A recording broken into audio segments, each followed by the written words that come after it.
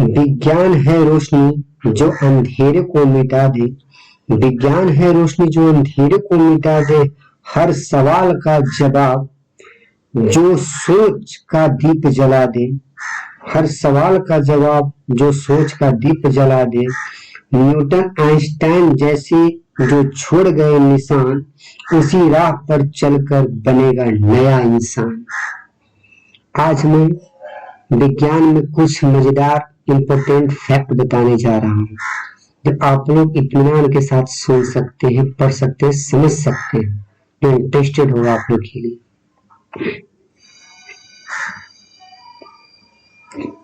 विज्ञान में और बहुत सारे मजेदार वैसे फैक्ट हैं जिसको समझा जा सकता है। विज्ञान वो दीप है जो अंधेरे को चीर दे। विज्ञान वो दीप है जो अंधेरे को चीर दे। प्रश्नों की लौ में ज्ञान की आग भर दे। जहां ज्ञानी की कराह निस्तब्ध हो जाए, जहां अज्ञानी की राह निस्तब्ध हो जाए, विज्ञान की भाषा सबके दिल में उतर जाए, दिल में उतर जाए।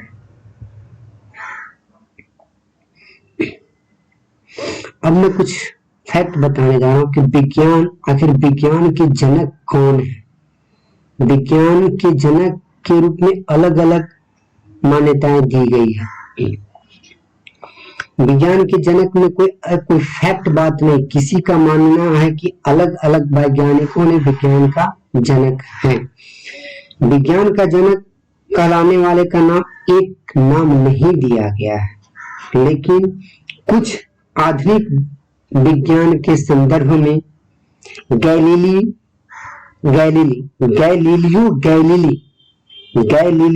गैलीली को फादर ऑफ मॉडर्न साइंस के रूप में कहा गया है। अगर ऐसे देखा जाए तो साइंस का अलग अलग रूपों में सबका मंतव्य है, लेकिन किसी ने अरस्तु को विज्ञान का जनक माना है, तो किसी ने गैलीली को विज्ञान का जनक माना है। लेकिन आज हम आप लोग के बीच कुछ फैक्ट बता रहे हैं। आप दोनों को विज्ञान का जनक मान सकते हैं, लेकिन अगर फादर ऑफ मॉडर्न साइंस कहेगा कि फादर ऑफ मॉडर्न साइंस के जनक कौन है, तो गैलीलियो गैलीली। याद रखिएगा, father of modern science, father of modern science, father of modern science Galileo Galilei को माना जाता है। कुछ लोग पारंपरिक या प्राचीन दृष्टिकोण से अरस्तु को विज्ञान का जनक माना गया है, यानी विज्ञान का जनक अरस्तु को भी माना गया, लेकिन उनका अलग फैक्ट है। पारंपरिक या प्राचीन दृष्टिकोण से, अगर प्राचीन दृष्टिकोण से कहेगा कि विज्ञान का जनक कौन है, तो अरस्तु को नाम बताइएगा। अरस्तु भी विज्ञान का ही जनक है, लेकिन वह प्राचीन है। अगर कोई साफ साफ पूछ सके तो आप 2 लाइन में जवाब दे सकते हैं कि आधुनिक विज्ञान के लिए कहेगा तो आधुनिक विज्ञान का जनक गैलीलियो गैलीली को कहा जाता है। आधुनिक विज्ञान का जनक गैलीलियो गैलीली को कहा जाता है। लेकिन प्राचीन पद्धति आधारित विज्ञान का नींव के लिए अगर पूछा जाए तो अरस्तु को बोला जाता है। प्राचीन आधारित विज्ञान को अगर बोला जाए तो गैलीलियो को नहीं, अरस्तु को बोला जाता है। याद रखिएगा, प्राचीन पद्धति आधारित विज्ञान का नींव के लिए अगर पूछेगा तो अरस्तु को नाम लिया जाएगा। अरस्तु क्या है, मैंने कि प्राचीन दृष्टिकोण से इन्हीं को विज्ञान का जनक माना गया है। अब मैं कुछ अलग अलग फैक्ट बताने जा रहा हूं।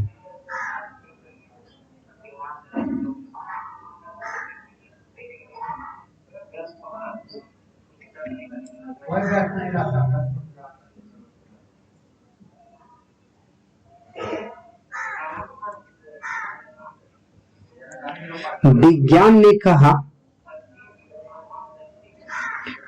ने कहा सोच का सवाल नया, विज्ञान ने कहा सोच का सवाल नया, सेव गिरा जमीन पर न्यूटन बन गया। ये फैक्ट की ही बात है कि जब न्यूटन का जब बताया तो ग्रेविटेशनल का खोज किए थे न्यूटन साहब ही ने, तो उनपे भी एक मजेदार कुछ बन सकता है कि विज्ञान ने कहा सोच का सवाल नया, सेव गिरा जमीन पर न्यूटन बन गया। न्यूटन साहब ने सेव जब जमीन पर गिरा था तो उसी वक्त न्यूटन का खोज किए थे।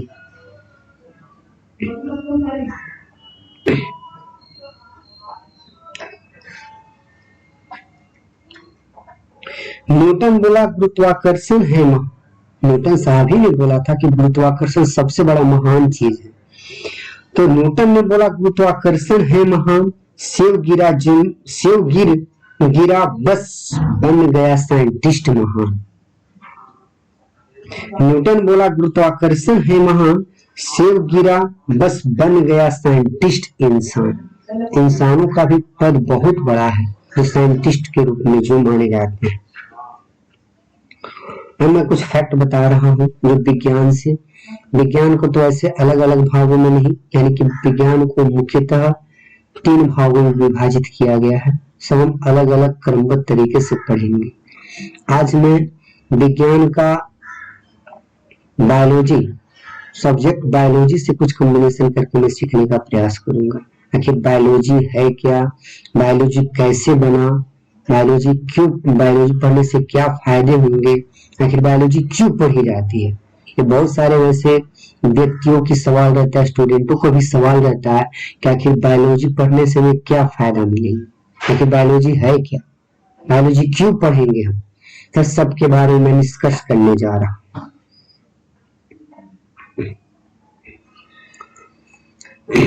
बायोलॉजी, जीव विज्ञान। जीव विज्ञान 2 शब्दों से मिलकर बना है। आप लोग जान रहे होंगे कि यानी जो वैज्ञानिक के अलग अलग तथ्य होते थे पहले, जब जिस सब्जेक्ट का भी हो, जैसे फिजिक्स, केमिस्ट्री, बायोलॉजी, तो बायोलॉजी के पद में आज मैं कुछ बताने जा रहा हूँ। तो आखिर बायोलॉजी जीव विज्ञान, तो जीव विज्ञान 2 शब्दों से मिलकर बना है, जीव प्लस विज्ञान, जीव विज्ञान। जीव का अर्थ होता है जीवन या सजीव वस्तु, यानी सजीव वस्तु यानी सजीव जगत, सजीव जगत के अंतर्गत। विज्ञान ज्ञान या अध्ययन, यानी विज्ञान का मतलब होता है किसी भी चीज पर निष्कर्ष करना, ज्ञान को अर्जन करना, अध्ययन करना।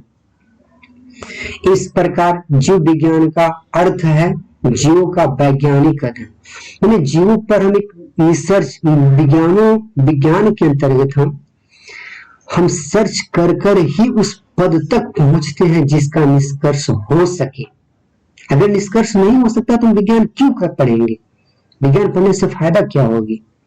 आखिर मैं विज्ञान इसलिए पढ़ता हूँ कि जिसमें तर्क भी हो, समझ में आए और उस निष्कर्ष तक पहुंच सके जहां पर हम सोच सकते हैं। अगर हम इसको परिभाषा के तौर पर अगर दृष्टिकोण से देखा जाए कि जीव विज्ञान क्या है, तो परिभाषा के तौर पर देखेंगे तो अलग होगा। जीव विज्ञान वह विज्ञान है, यानी विज्ञान का ही एक शाखा है जीव विज्ञान। तो जीव विज्ञान विज्ञान की वह शाखा है जिसमें जीवित प्राणियों की रचना, गुण, क्रियाएं, विकास और उनसे पारस्परिक संबंधों का अध्ययन किया जाता है, यानी कि और किसी भी चीज का नहीं, यानी जो भी जीवधारी है उसी के बारे में सर्च किया जाता है। क्या ये जीवधारी किसके साथ क्या रिलेशन करेंगे, कैसे कैसे क्या कॉम्बिनेशन करेंगे, ये सारा चीज हम जीव विज्ञान में पढ़ेंगे। जो जीवित पदार्थों के साथ रिएक्शन किया जाता है, जैसे कौन सी जीव प्राणी है, क्या है, उसके साथ कैसे कॉम्बिनेशन होगा। आप बहुत सारे प्लांट को भी देखे होंगे कि हर प्लांट को एक नया रूप प्रदान की जाती है। हम इस तौर पर विज्ञान का यानी कि जीव विज्ञान का परिभाषा हम अलग अलग रूपों में लिख सकते हैं, अपने मन से भी लिख सकते हैं, अपने आप से भी लिख सकते हैं, बट उसका फैक्ट को समझना है कि जीव विज्ञान मैंने विज्ञान का ही वैसा पार्ट है, विज्ञान का ही पार्ट है, विज्ञान का वह भाग जिसमें जीवित प्राणियों का, जीवित प्राणी जो लिविंग थिंग्स है, जो लिविंग थिंग्स, जीवित प्राणियों की रचना, गुण, क्रियाएं, विकास और उनके पारस्परिक संबंधों का अध्ययन जिस विज्ञान के अंतर्गत किया जाता है उसे जीव विज्ञान कहते हैं। याद रखिएगा, जीवित प्राणियों के साथ जीवित प्राणियों की रचना, उसकी कैसे कंस्ट्रक्शन है, रचना, गुण, क्रियाएं, विकास और उनके पारस्परिक संबंधों का अध्ययन किया जाता है।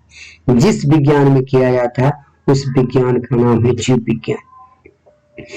ऐसे जीव विज्ञान का जनक, फादर ऑफ बायोलॉजी, अरस्तु को ही कहा जाता है, क्योंकि अरस्तु ने ही सबसे पहले जीव विज्ञान के बारे में डिस्कस किया, उसके बारे में विस्तृत चीज को बताया।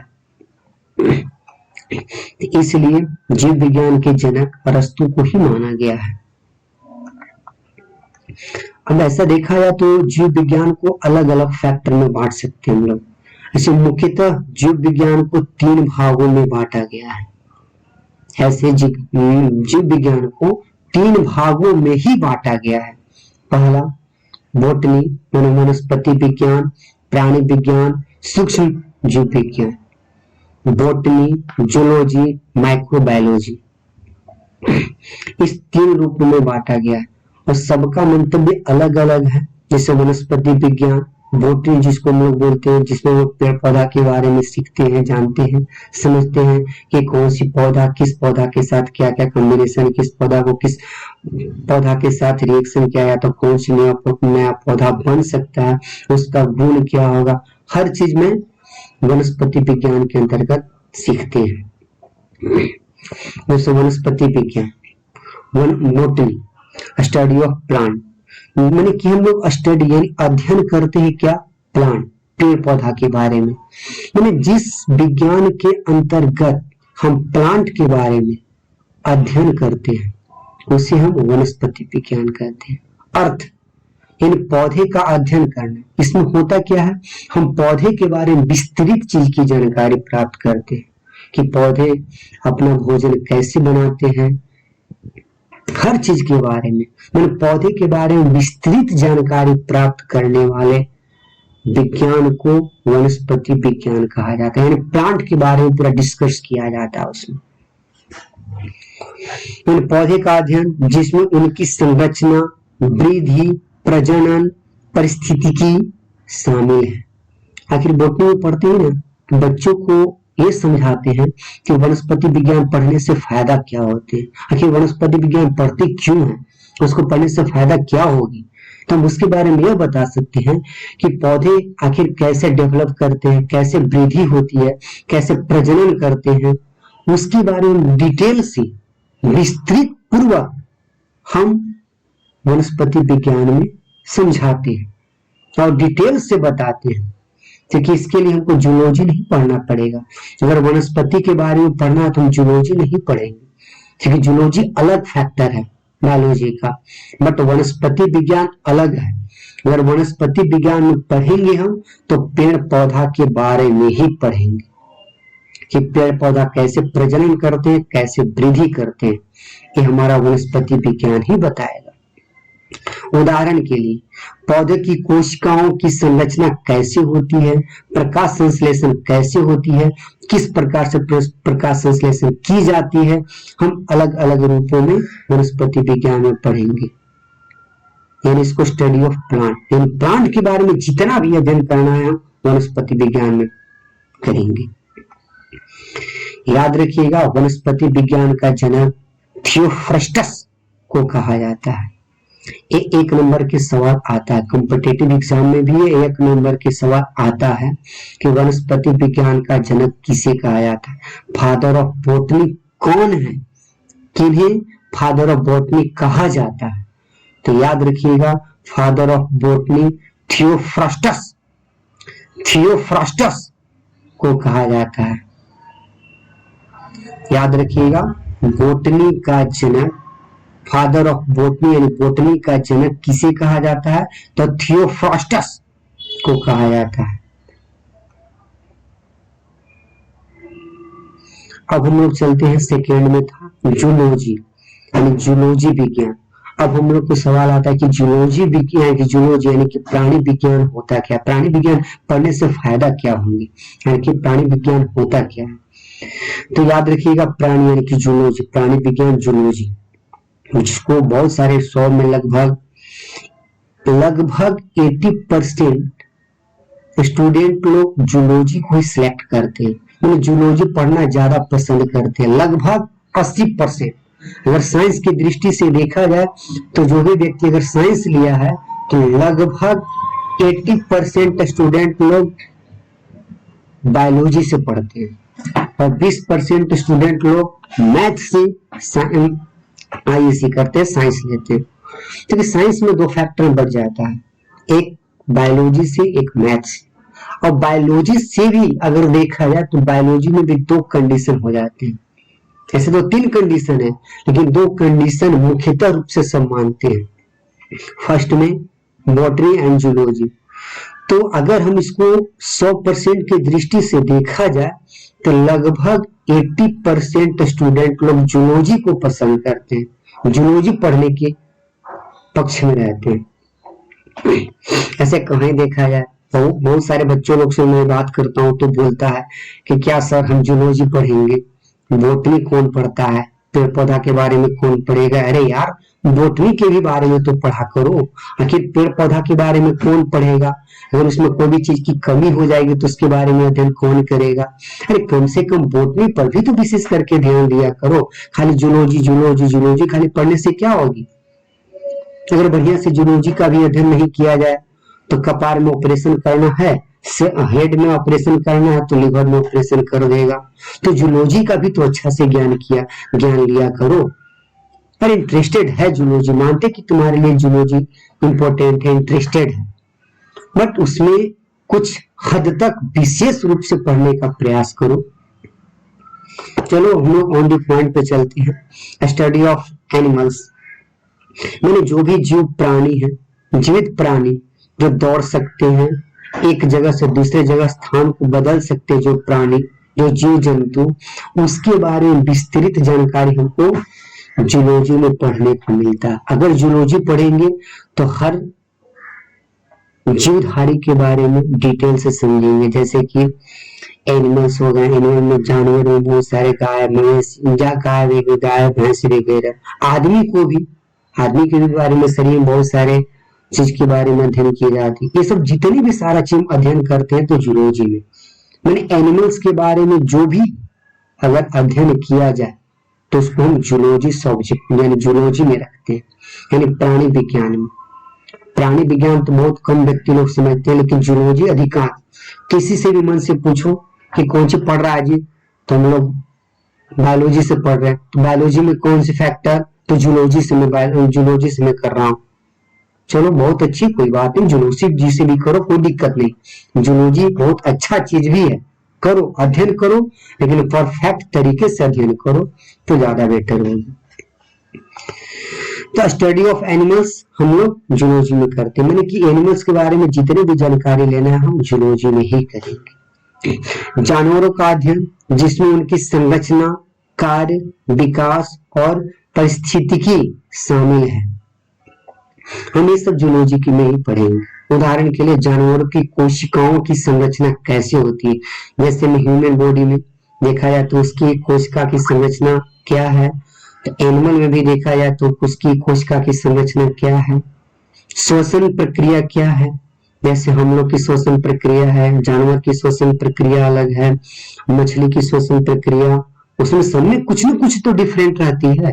तो उसके बारे में हम लोग जूलॉजी में पढ़ेंगे। जूलॉजी में उसके बारे में अध्ययन की जाती है और समझते हैं कि जूलॉजी अगर पढ़ेंगे तो हर किसी चीज पर निष्कर्ष तक पहुंचेंगे, जब फैक्ट तरीके से पढ़ेंगे तब।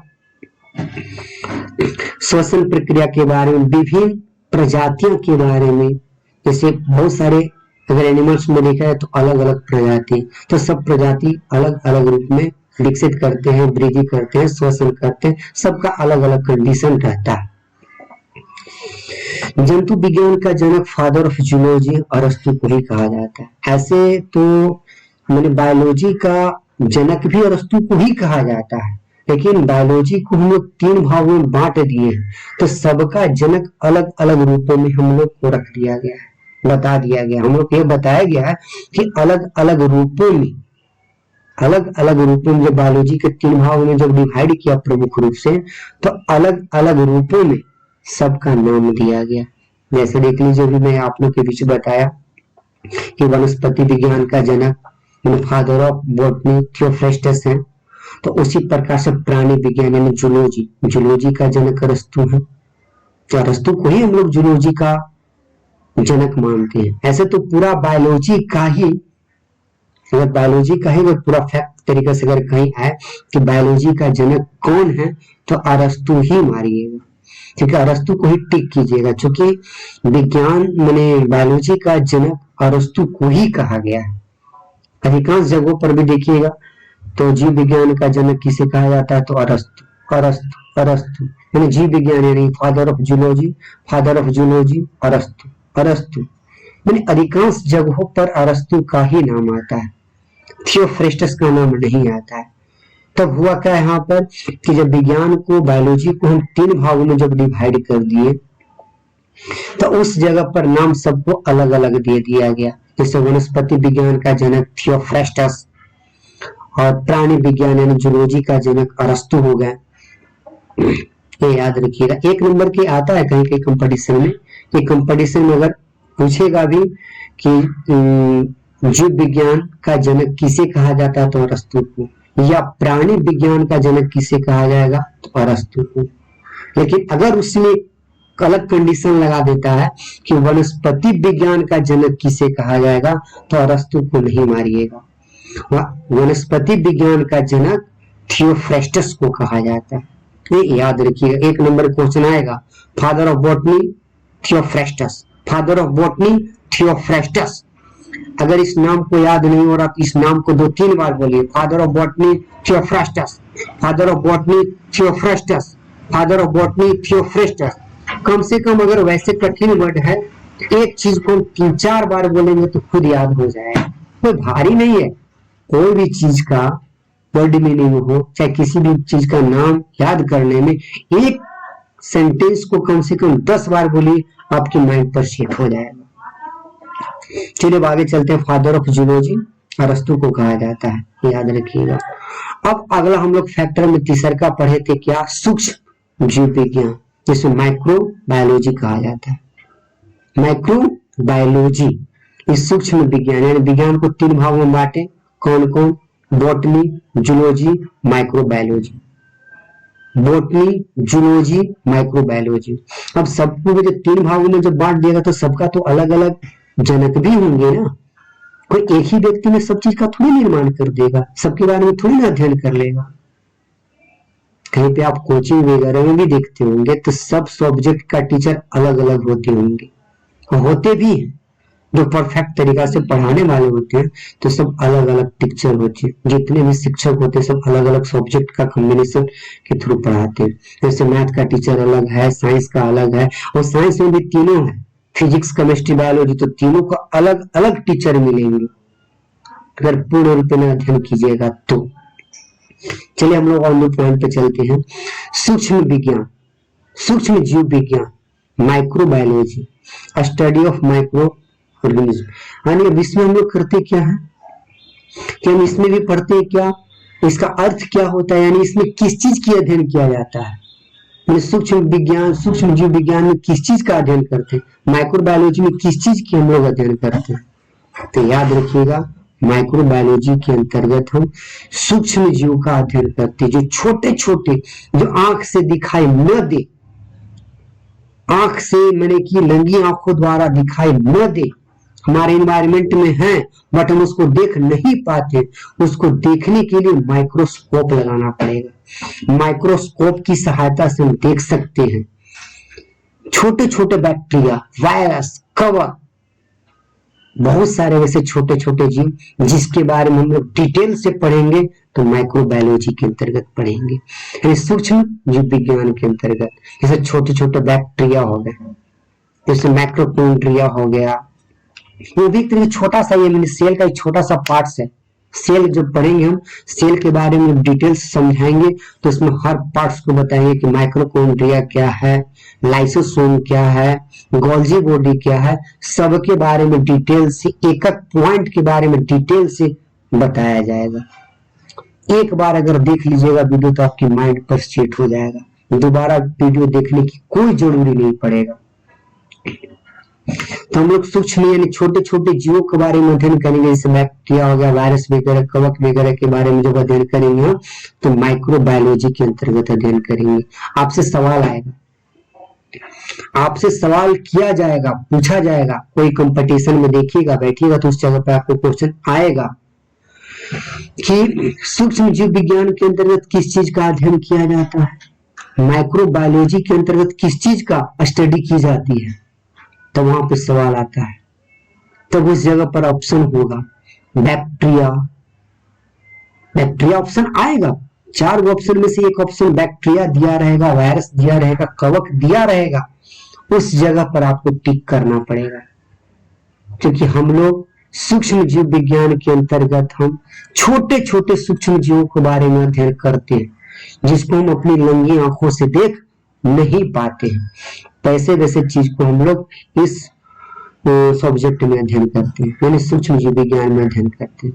इसलिए सूक्ष्म यानी कहने का अर्थ सूक्ष्म, जिसको हम अपनी नंगी आंखों द्वारा देख नहीं सकते हैं, एकदम छोटे छोटे, बहुत छोटे छोटे, वैसे वैसे जीव के बारे में हम लोग सूक्ष्म जीव विज्ञान के अंतर्गत पढ़ते हैं। सूक्ष्म का मतलब होता है कि ऐसा छोटा सा छोटा पदार्थ जिसको हम नंगी आंखों द्वारा देख नहीं सकते हैं। सूक्ष्म जीव विज्ञान के अंतर्गत इसी चीज के बारे में अध्ययन करेंगे। उदाहरण के लिए वायरसों की संरचना, आखिर जो वायरस होती है उसकी कंस्ट्रक्शन कैसा होता है, बैक्टीरिया आखिर वृद्धि कैसे करता है, बैक्टीरिया होता क्या है, उसके बारे में हम अध्ययन करेंगे सूक्ष्म जीव विज्ञान में। उसकी संरचना कैसी होती है, इसकी कंस्ट्रक्शन कैसी होती है, वो परिस्थिति कैसी उसकी होती है, कैसी योगदान करते हैं, कवक के साथ वो कैसे कॉम्बिनेशन करता है, ये सब सारा चीज के बारे में हम सूक्ष्म जीव विज्ञान में पढ़ेंगे। अगर जो भी हम सूक्ष्म जीवों के बारे में अध्ययन करेंगे, एकदम छोटी छोटी जीव जिसको हम नंगी आंखों द्वारा नहीं देख सकते हैं, वैसे चीज को हम अध्ययन करेंगे सूक्ष्म जीव विज्ञान में। अब यहाँ पर आता है कि सूक्ष्म जीव विज्ञान का फादर किसे कहा जाता है, यानी फादर ऑफ माइक्रोबायोलॉजी। आखिर इसमें सवाल आएगा कि ठीक है सर आपने तो ये बता दिया कि जूलॉजी का फादर कौन है, 1 नंबर के आएगा सवाल में, ये सारा चीज याद रखिएगा। सूक्ष्म जीव विज्ञान का जनक एंटोनी वॉन लीवेनहॉक को कहा जाता है। एंटोनी वॉन लीवेनहॉक, अभी एंटोनी वॉन लीवेनहॉक ने जीवित सेल का खोज किया था, याद रखिएगा। वो मैं आज एक फैक्ट बता दे रहा हूं कि जीवित सेल का खोज कौन किया था, तो यही एंटोनी वॉन लीवेनहॉक। ये जो आपको दिखाई दे रहा है एंटोनी वॉन लीवेनहॉक, यही आपको जीवित सेल का खोज किए थे। अगर एंटोनी वॉन लीवेनहॉक नहीं होते तो जीवित सेल का खोज नहीं हो सकता था। ऐसे तो सेल, डेड सेल का तो खोज रॉबर्ट हुक ने किए ही है। रॉबर्ट हुक जो यानी कि जब जंगल में जा रहे थे, तो जंगल में जाने का उसकी अलग वृत्तांत में बताऊंगा, उसके बारे में डिटेल से बताऊंगा।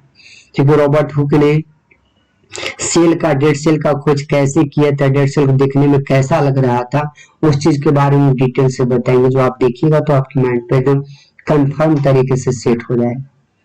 खाली वीडियो को एक बार आपको देखना है, अगर आपको समझ में आता है तो आगे इस वीडियो को पूर्ण रूप में देखिएगा। तो चूंकि आपको स्टडी के माध्यम से ही बनाया गया है ये वीडियो, क्योंकि हर स्टूडेंट तक ये पहुंच सकता है, क्योंकि इससे कुछ न कुछ चीज सीख सकता है।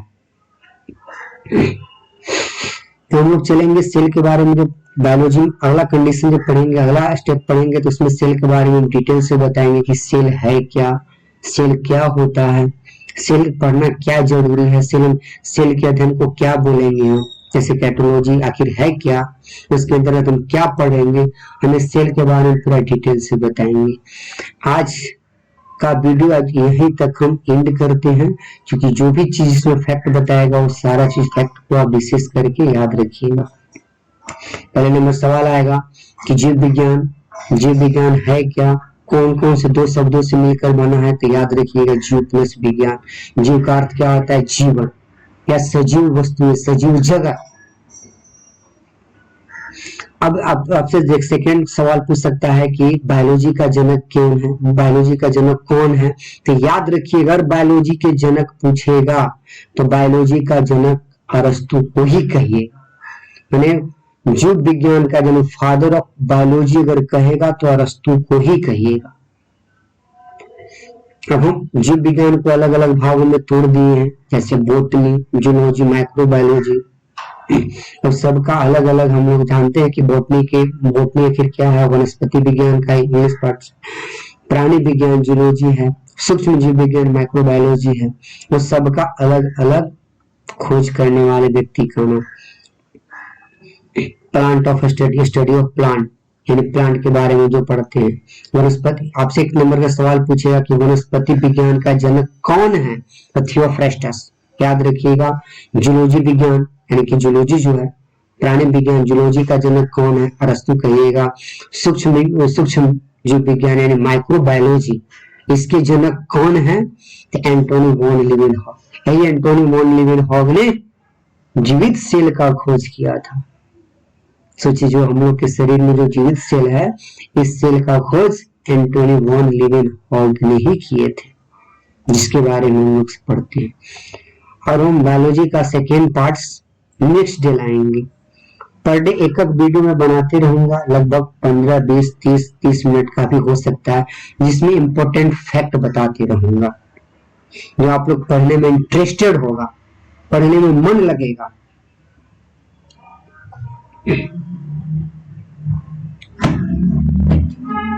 न्यूटन बोला गुरुत्वाकर्षण है महान, न्यूटन बोला गुरुत्वाकर्षण है महान, सेव गिरा सब बन गया साइंटिस्ट इंसान।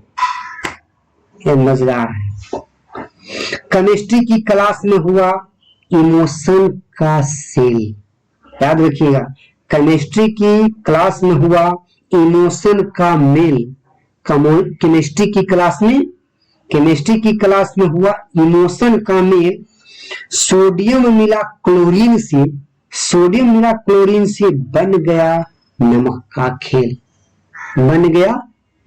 खेल, ये हमारा केमिस्ट्री से रिलेटेड कुछ है फैक्ट, ये याद रखिएगा। क्या है कि केमिस्ट्री की क्लास में अगर हम केमिस्ट्री चलेंगे तो उसमें भी इंपॉर्टेंट फैक्ट रहेगा, जो मजेदार रहेगा।